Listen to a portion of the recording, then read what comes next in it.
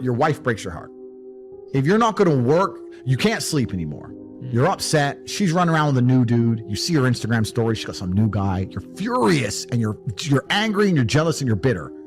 You have all of this inside of you, but you're not going to go to the gym and work hard and become so fantastically in shape and so rich and so powerful that no girl ever leaves you again. You're not going to do that. No. What are you going to do with it? Text her? Try and explain to her? She doesn't care. Like, you can write the most perfect English. You can write the most beautiful words ever constructed. Forget Shakespeare. You can do, it doesn't matter. She doesn't care. She just doesn't care. She's distracted. She forgot about you. She forgot about you. So what are you going to do with all of that inside of you if it's not positive? Well, it's going to consume you and you're going to end up self-destructive, or you're going to embarrass yourself, or you can take all of that and put yourself in a position where it never happens to you again.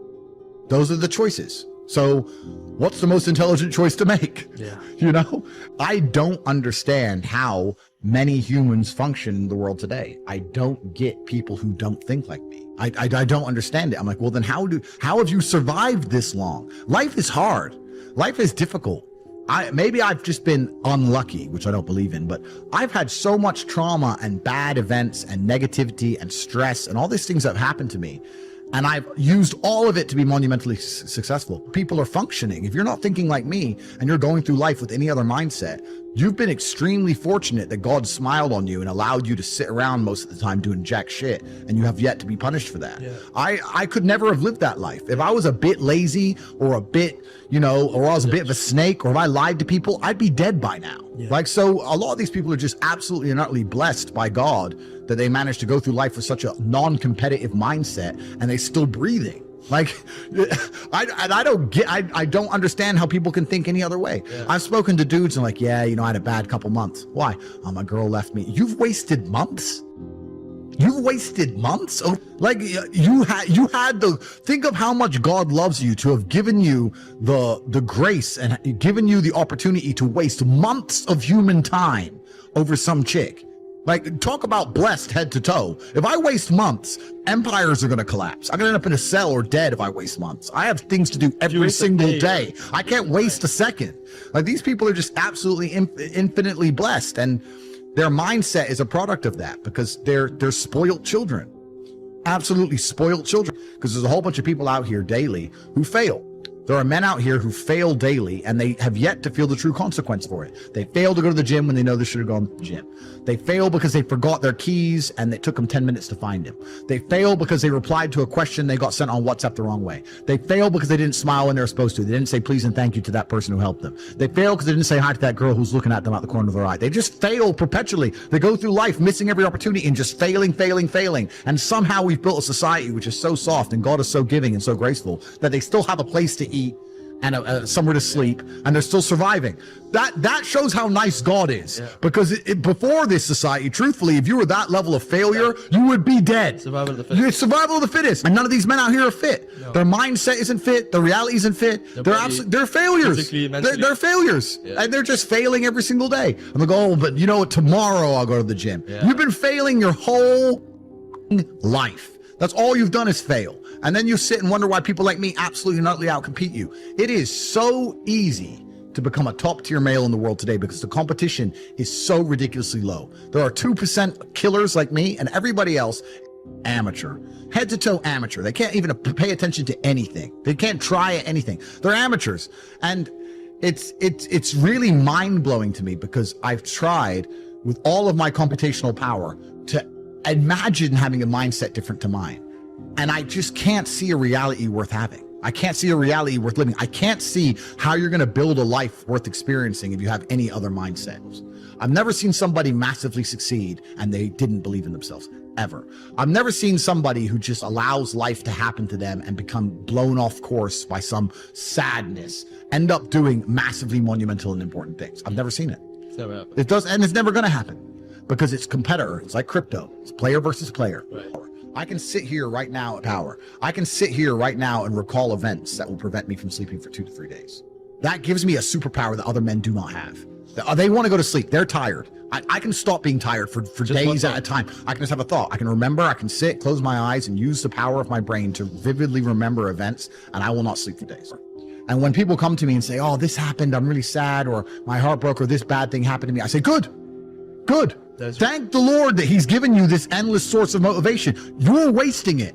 That's your problem. But it's been given to you. Nitrous oxide has been given to you. You just have to use it in the correct way. So I'm the luckiest man in the world because all the bad things that happened to me have given me all the building blocks to become the most fantastic man on the face of the planet. Grief, no one escapes it. Not the rich, not the poor, not the famous, not the infamous. Grief is a natural response to loss. Often the pain of loss can feel overwhelming. You may have all kinds of unexpected emotions. You can be angry, you can have disbelief, you can have guilt. There isn't a person listening to me who hasn't encountered grief. You've lost somebody, you've been through some things. Maybe it was the loss of an opportunity. Maybe it was the slow disintegration of a relationship that was once a source of love, and now it is a source of pain. No tear ducts will go unused in this life. The moment the doctor slapped your bottom, you came out of your mama crying. There is no way around it. There is no injection for grief. No medication for grief. It doesn't matter how intellectual you might be, how wealthy, or even how spiritual you may be. Grief without discrimination comes to everybody. Don't let these people deceive you that they are so spiritual they don't know what it is to have grief. They are liars. Every last one of them are absolute liars. While grief is common to all of us, prolonged grief can be physically and emotionally debilitating. Can affect your health. Can affect your mind. It can affect the next relationship you have because you really haven't gotten over your past relationship. How long? How long will you mourn? You should have overcome your grief by now. How long will you weep? How long will you be bitter? How long will you be angry? How long will you sob and mourn and walk around enraged?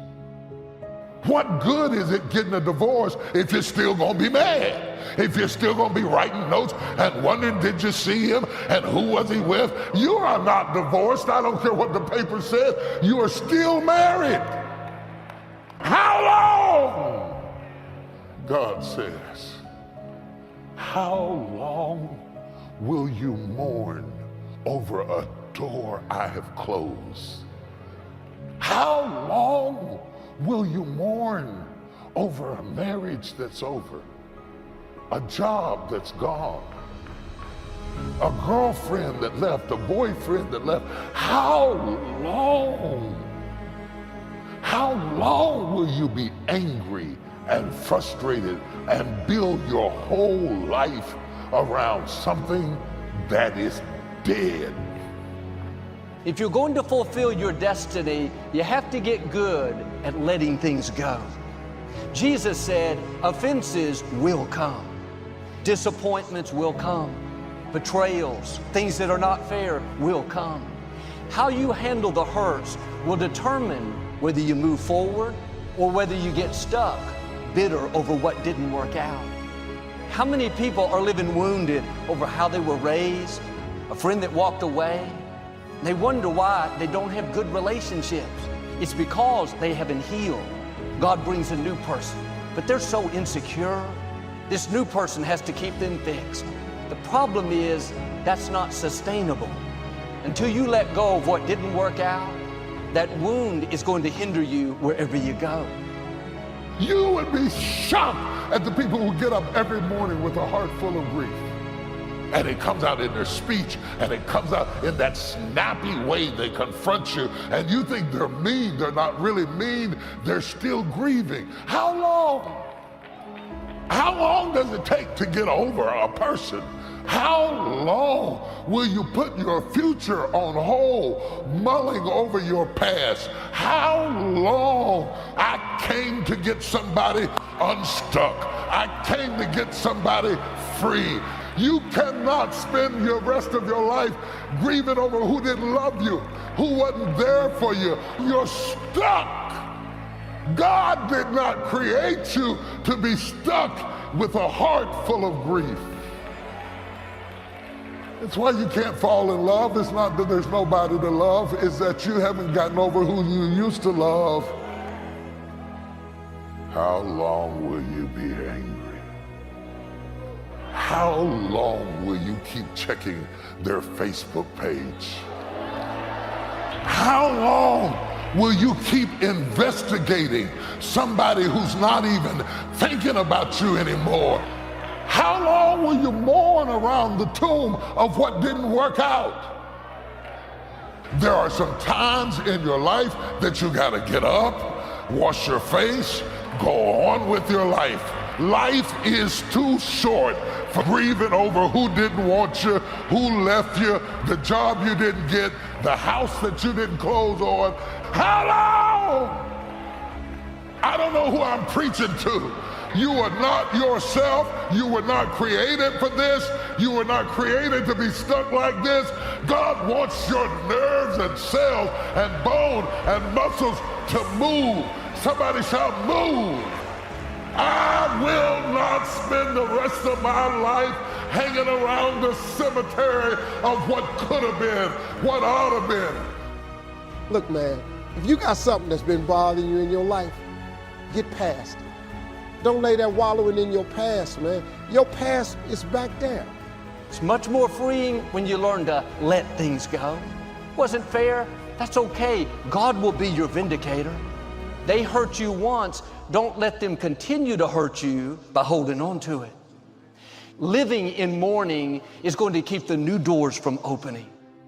I want you to think about somebody that caused you some pain. Let me tell you something about the mind. Tell you something super stupid that I used to do. Do you know for years I hated my mother and my father, whoever they were, because they gave me away? And guess what? I didn't have any faces for the hatred because I never saw either one of them.